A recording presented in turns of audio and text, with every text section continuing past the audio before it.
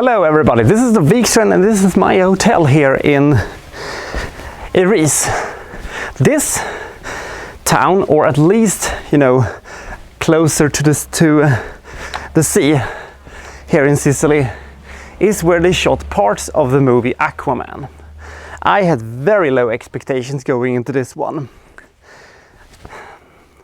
Now, I'm not biased or anything towards DC or Marvel or anything. I like comic book movies. I'm more interested in what they are saying rather than who is saying it. And to be fair, I had grown a bit tired of DC's constantly not making that great of a movies. And even though they had been a bit of a climb again, surprisingly for some reason, after they made the lackluster Justice League. Wonder Woman was a really good movie, if hampered by a very, very bad third act syndrome.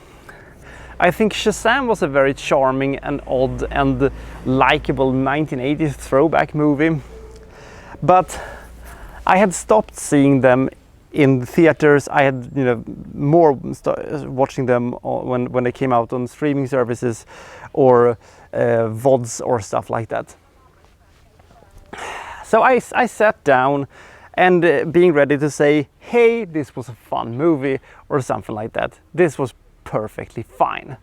However, I was completely wrong.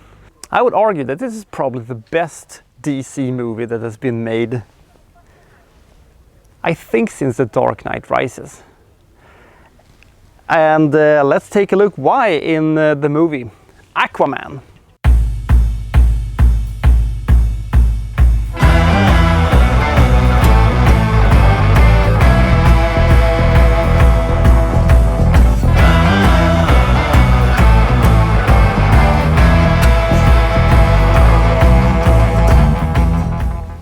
So, Atlanta, the queen of the Atlantean underworld's, watery depths, comes across a lighthouse guy, and together they conceive a son. But now she's back again in the Atlantean underworld, and their son Arthur has been growing up on the surface, and he has been sort of trained by Volko, played by Willem Dafoe, to maybe one time be able to be king of the Atlantean world. He's played by Jason Momoa, a little bit of a weird decision, and when I first heard that he was going to play Aquaman, I was just, this is not going to work. I could just see him, sitting there trying to, but turns out I was absolutely wrong. I was already seeing this in the slightly lackluster Justice League movie, where he was this very laid back and cool dude with my man and all that stuff.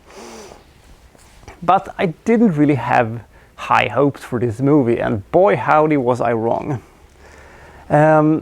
So Arthur is being trained for this, and because he has a brother, of course, who wants to start a war with the surface world. He's played by Patrick Wilson. Again, a bit of an odd decision casting-wise, but it sort of works, but not in the same way as Jason Momoa works. So in order to stop the war with the surface world, and in order to try to become king of Atlantean and find himself or some stuff like that, they have to find a magic trident which controls stuff. So Arthur, Amber Heard and her great cleavage sets out on a big quest to try to find them. This is basically a treasure hunt movie. You have to go to a location, obtain certain clues, and then you go to another location, and you grow as a character, and you being encountered by bad dudes, and you have action sequences, rinse, repeat. It is it could have gone so bad. However, they did not.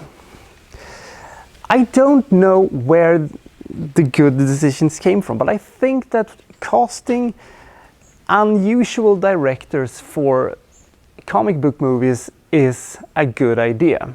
When Taika Waititi made Thor Ragnarök, he made the best comic book movie of the entire decade by a considerable margin. Same thing here when we have horror director James Van, who is making a movie about a guy who talks to fish, and he turns it into a super mega epic. The scope is just so huge. It is, you know, the battle in the end is freaking amazing. Even though I still think the best action sequence is the one in Erice in Sicily, where we are right now, although we are up on the mountain and not down on the side. 2 hours and 23 minutes is a little bit long, but they still managed to pull it off, and I wouldn't say that the time flies by. Sometimes we're getting into a bit of a standstill, but not for very long. It's like the director said, people are getting bored, more action, and they did. I wouldn't say Aquaman is a flawless movie. It isn't. Patrick Wilson as Orm isn't a very good bad guy, and Black Manta is sure as hell not a very interesting villain either, even though his suit is kind of ridiculous in that is a fun, ridiculous costume kind of a thing. Jason Momoa's endless charisma and likability makes this movie a really fun one. Amber Heard is good, Nicole Kidman is good, and have we ever seen a movie this big featuring Dolph Lundgren? I don't think so. It's always interesting when Willem Dafoe does not play a completely over-the-top delusional bad guy. Thumbs up for that one. Aquaman is a perfect blockbuster. It is a fun, it is a spectacular, it is a visually stunning movie. It has great effects, it has big set pieces, and it has a lot of colorful characters. Combine it with the uniqueness of the undersea world, and you have a winning concept. And for the first time ever, I think, underwater sequences really works, because usually they are so boring, and they are so slow, and they are so plodding. And I'm happy that I was wrong about this one.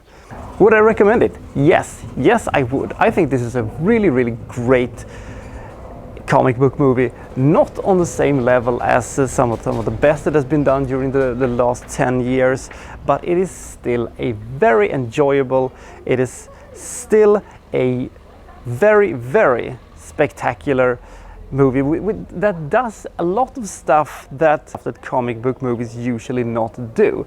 And because I read about 4 pages of Aquaman and I found them horrendously boring, I was sort of, well, I don't know that much about Aquaman's lore, and I don't know what they have changed, what they have kept, and what they have altered. But I do know that they did a lot of unique things that normal comic book movies don't do, and if that is so and they do so in the comic, you don't have to point out all the things I'm wrong about. I'm not a comic book nerd, I just like movies based on comic books. Aquaman gets a massive 84 points.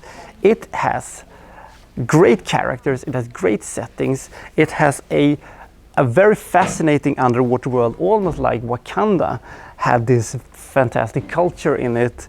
So does this. It has this big epic spectacle about it, almost like a Lord of the Rings movie or something like that. Some lackluster villains, but what are you gonna do? And sometimes the movie drags a little bit, but that's fine. Overall, I think Aquaman is one of the biggest surprises I've seen when it comes to comic book movies from DC, but I might be wrong about this one, but I really like this one. So that was Aquaman. See you next time from, well, so-and-so reviewing, well, such and such. Thank you for watching. Thank you very much.